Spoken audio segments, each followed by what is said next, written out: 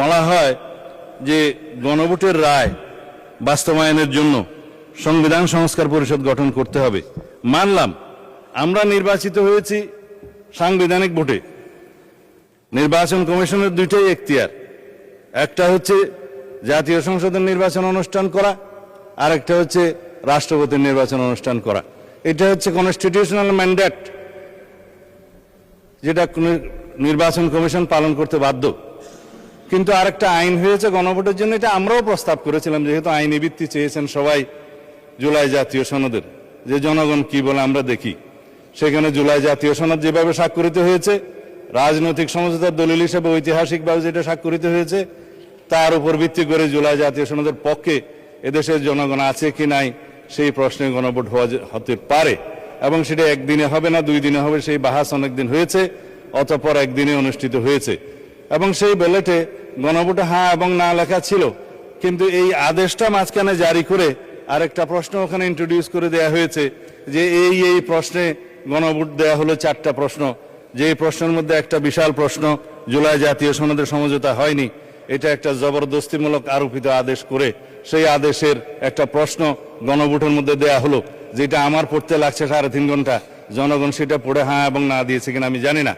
তবে 4টা ভোট, 4টা প্রশ্ন, সেই প্রশ্নের মধ্যে একটা অ্যান্সার দিতে বলা হয়েছে, আইদার হ্যাঁ অথবা না বলুন। কিন্তু 4টা ভোটে তো 4টা প্রশ্ন থাকা উচিত ছিল, যে আমরা কোন কোন প্রশ্নে হ্যাঁ বলবো, কোন কোন প্রশ্নে না বলবো, সেই অপশনও ছিল না। আমি সেই লম্বা বাহাসে যাচ্ছি না।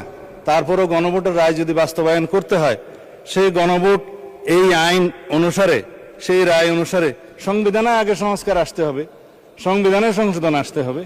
সংবিধানে যদি সেটা আমরা গ্রহণ করি, তারপরে সেই গণভোটের রায় বাস্তবায়নের জন্য তখন সংবিধান যদি এটা কন্টেইন করে, ধারণ করার পরে তখন যদি পরিষদের সদস্য হিসেবে শপথ নিতে হয়, সেটা তখনকার ব্যাপার হবে।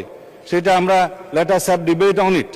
তবে এখন এই সংবিধান সংশোধনের জন্য আমরা এই সেশনে বিল আনতে পারবো কিনা সেটা যথেষ্ট সন্দেহ আছে।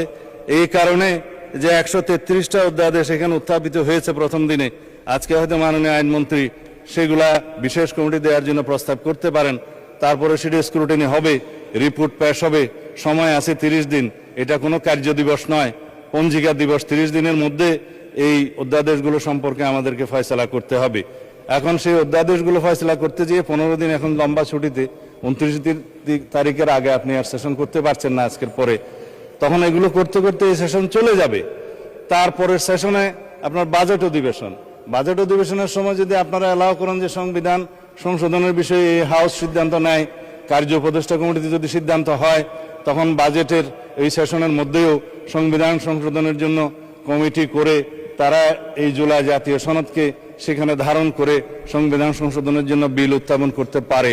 সেই বিলটা তারপর আলোচনা হবে, পাশ হবে, সেটা তখন সেই সেশনে করা যাবে কিনা আপনারা সিদ্ধান্ত নেবেন।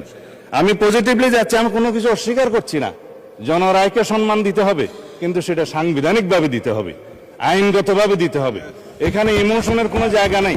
রাষ্ট্র ইমোশন দিয়ে চলে না, রাষ্ট্র চলে সংবিধান দিয়ে, আইন দিয়ে, কানুন দিয়ে।